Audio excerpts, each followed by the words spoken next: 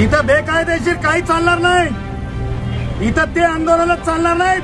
खजूर खायचं, दूध पियाचं, आमरण उपोषण बनायचं. आज न्यायालयाला आम्ही दाखवून दिलं. सन्माननीय न्यायमूर्तींना आम्ही दाखवला अर्ज.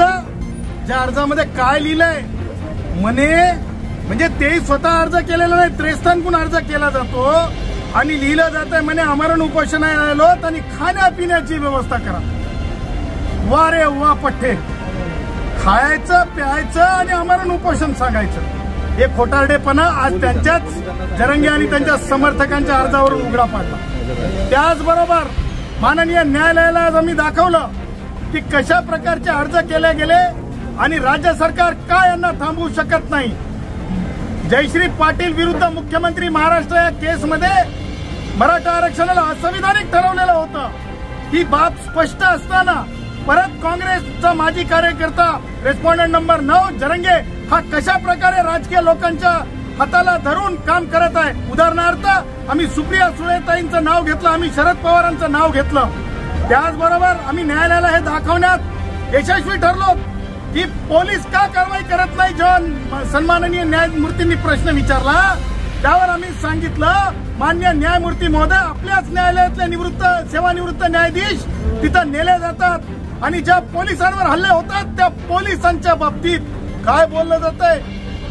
त्या हल्ले झालेल्या जखमी पोलिसांच्या जे देशाचं संरक्षण करणारे त्यांच्या बाबतीत बोललं जात आहे की गुन्हे कसे वापस घ्यायचे, कोणताच FIR राहिला नाही पाहिजे. त्याच्यामुळे पोलिसांचं मनोबल तुटलेलं आहे. आम्ही मंत्री छगन भुजबळांची तक्रार दाखवली की कशा खुनी स्वरूपाचे आंदोलन आहेत, कसे खून होत आहेत सोलापूर पंढरपूर येथे. त्याचबरोबर आम्ही हेही सांगितलं की राज्य सरकार दोन याच्यामध्ये वाटल्या गेलेले आहे. एका बाजूला ओबीसींचे तर दुसऱ्या बाजूला मराठ्यांचे, म्हणजे ते आम्ही नाव सुद्धा घेतलं विखे पाटलांचं.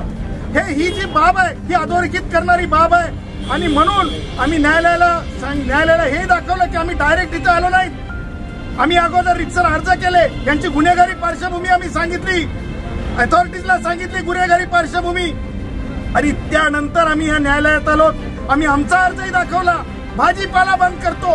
अरे म्हणजे काय जिम्मेदारी आहे, काय दहशत आहे की म्हणजे आपले जे हे असतंय म्हणजे जे मार्केट ज्याला म्हणतो आपण नवी मुंबईचं, ते कशा प्रकारे बंद केलं जातंय. पुणे आज कसं बंद आहे, अँब्युलन्स किती तास वेटिंग आहेत. ह्या सगळ्या वेदना, ही बॉम्बे आर्थिक राजधानी कशी बंद करायचा प्रयत्न आहे, ह्या सगळ्या बाबी आम्ही दाखव